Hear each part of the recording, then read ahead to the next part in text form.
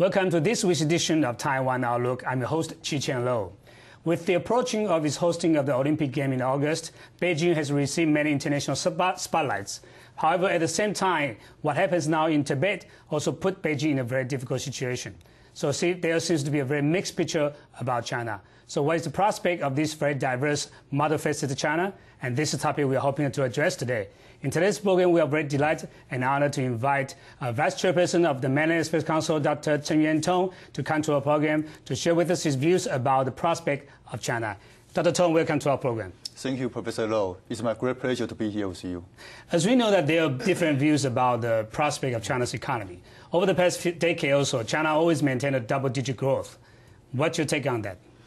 Well, from this perspective, this is really a miracle for China in the past 3 decades. Over the last 3 decades, Chinese economy increased by almost 9.9% in annual growth rate. Yeah. So this has achieved a very unprecedented miracle in human history. Yeah. So from this perspective, we really need to praise Chinese government to succeed in so much economic miracle, economic success. Yeah. In addition, the Chinese government position and status in international economy also has been elevated to a very important position. Yeah. For example, in 1978, China was ranked as 32nd in terms of international trading partners. Yeah. But right now, China has been the 3rd largest trading partner in the world. And then in terms of exports, China has been 2nd largest exporting trading partner in the world. So China has become a very important economic player in the world. Yeah. And furthermore, Chinese foreign exchange reserve has increased to 1.6 trillion US dollars. China has exceeded Japan as #1 foreign exchange reserve holders in the world. Yeah. So China can influence world economy very much. Yeah. And also China has been contributing to world economic growth rate. For instance, according to World Bank estimate, last year, China's economy has contributed to more than 16% of world economic growth rate, even larger than the United States. That's right. So we cannot ignore this kind of fact. But nevertheless, there's still a lot of risk and uncertainties for China's economic growth rate and China's economic development in the future. But as you point out, that China has become a very important economic player in the world. So whatever happens to China's economy could also have an important impact on the whole world economy as well. Yeah. The question is, can China continue to maintain this double-digit economic growth annually? Well, it's very difficult to predict this kind of situation in China. China seems to be very unique. Yeah. No countries in the past have ever reached so much this kind of economic miracle in the past. For instance, Japan has achieved double-digit growth rates in 1950s and 1960s. And then Taiwan, South Korea, and even Singapore and Hong Kong have achieved double-digit growth rates in 60s and 70s. But no single countries have ever achieved double-digit growth rates for more than 3 decades. Yeah. But from China's point of view, because Chinese government continue to reform its economy and also integrate its economy into the global economy. So the Chinese government continue to release higher productivities to boost their economy. Yeah. So this become a very important momentum to maintain economic growth rate at double-digit growth rate. But as I mentioned to you, this is very difficult situation to assess. One extreme view is that Chinese economy will collapse in the near future. That's right. Because of a lot of challenges the Chinese government faced. But on the other hand, some scholars estimate that Chinese economy can continue to sustain double-digit growth rate for more than 3 decades in the future. So it is very diversified views on Chinese economy prospect in the future. That's right. But the overall picture of the Chinese economy seems to be very good, so far. But there are also some problems that are pointed out by the economists about the real challenges that China is facing right now. For instance, the incoming inflow of hard money into the Chinese market, the possibility of inflation or even hyperinflation in China. How do you see the risk of inflation in China? Well, just a couple of days ago, Chinese Premier Wen Jiabao mentioned that this year is the most difficult year for Chinese economic growth rate, Chinese economic development. I think out of 2 reasons. One is that the Chinese government facing is facing a very difficult situation for hyperinflation. Early these 2 months, the CPI, the Consumer Price Index, has reached as high as 8.7%. And this has continued to deteriorate over time. There's no symptom, then there's no signal that China's economy will continue to improve in terms of CPI or inflation. But on the other hand, China's foreign exchange rate has become a spotlight for international community. Yeah. Particularly, the Chinese economy continues to receive a lot of hard money inflow to China. And this has increased a lot of pressures on China's inflation and also economic balance in China. Yeah, but you talk about balance. Everybody knows that the gap between the rich and the poor, the richer provinces and the poor provinces are going wider and wider. Yeah. Is there any way now for Chinese government to stop this kind of widening of the gap? Not yet. We don't see any signal that the Chinese government has improved their income inequality in the past 2 decades or even 3 decades. Even after 2002, the Chinese government focused on improving their income inequality. The Chinese government tried to put a policy called harmonious society.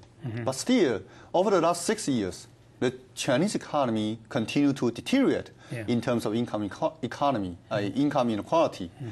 But still, we need to put the spot back to the inflation issue first. In average, if an economy has reached as high as 4% of the inflation rate, then a lot of people will expect that inflation will become higher and higher. And this might cause self-fulfilling prophecy for any economy. And particularly, according to empirical studies, if an economy has reached as high as 8% of inflation, then in average, the inflation rate will reach as high as 16% for more than 65% of probability. So this is a very difficult task for Chinese government at this moment. If this kind of inflation continues to deteriorate, then the Chinese government will face a very big risk for social instability. Because people put money in the bank and they cannot receive a very high return in terms of interest rate. Instead, their return for their deposit of their money in the bank has become negative since last year. Their average interest rate for 1 year was 4.14% for last year. But then their inflation rate for last year is 4.8%. So you can see this kind of situation continue, then the Chinese government will face a very difficult job. But apparently, the Chinese government realized the seriousness of the problem, But these problems or these issues are all intertwined with each other. And the Beijing government has been trying to doing these kind of macro adjustments, trying to solve some of the overheating problems and so on. Do you think so far these, macro adjustments are effective? Not yet. After 2003, the Chinese government has adopted the so-called macro control policy to cool down the economy. But unfortunately, over the last 4 years, the economy has continue to be overheating. The real problem, the root of the problem, stems from the so-called foreign exchange rate. Because the undervalue of Chinese yuan continue to attract more money into China. So this has undermined China's monetary independence over the last 4 years, particularly the so-called reserve coverage of money supply has increased tremendously. For the last 4 years, this kind of reserve coverage of money supply increased to 8.7 trillion renminbi. So this put a lot of pressures on Chinese money supply. So even Chinese government tried to reduce the money supply, but instead, this kind of money supply continue to increase at a very rapid rate, pace. So this is a very difficult job. The Chinese government has not found yet any effective solution to maintain, to cool down the economy. Another challenge that many people say that China is facing right now is the energy supply. And as we know that China depends very much on the import energies. Unlike in the old days, they can supply by themselves. How about the energy shortages now in China?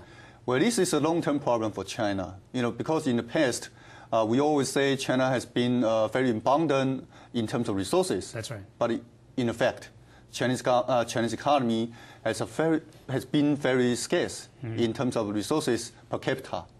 So Chinese economy continue to increase so that they need to import a lot of energies from abroad.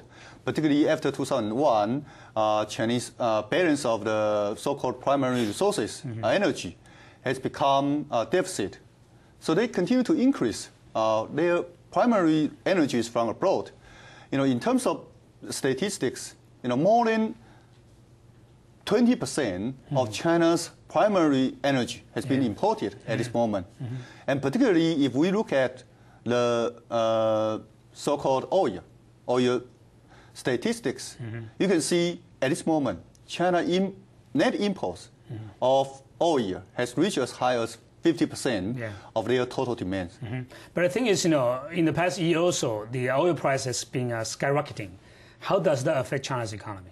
Well, actually, Chinese government contribute a lot to the increase of the price in the world. Over the last 25 years, Chinese demand for oil has put pressures for more than 25% of the newly increase of the world oil supply. And for the next 25 years, it's the same situation. The Chinese economy will continue to absorb a lot of resources, and particularly oil. So for the next 25 years, China's new demand for oil will put more 25% of the newly demand for world oil. So this will continue to deteriorate the oil price in the world. Not only will impact on Chinese economy, but will also impact on the global economy, including Taiwan. But the problem that China now has with other countries is not just oil price and so on. The growing trade deficits that China has with other countries also cause a lot of problems in terms of bilateral relations and so on. We know that, Dr. Tung, you are a political economist. And when we come back, we'll talk about these kind of political problems arising from the trade deficits or IPR problems that China has with other countries. So don't go away. We'll be right back after these messages.